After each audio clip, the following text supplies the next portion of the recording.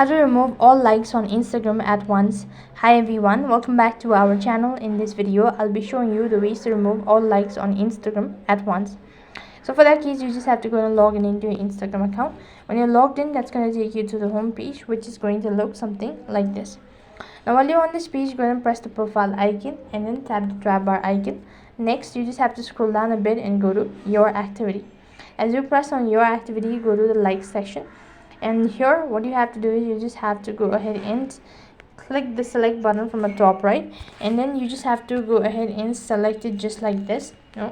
Just like this. When you've actually done it, you just have to do it one after the other. Only then you'll be able to do it so or delete all of that. So click on unlike located right at the bottom. It's gonna show you a confirmation stating that you've successfully deleted and removed all likes on Instagram.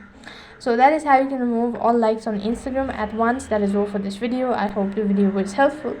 Make sure to like, share and subscribe to our channel. Thank you for watching. See you in the next video.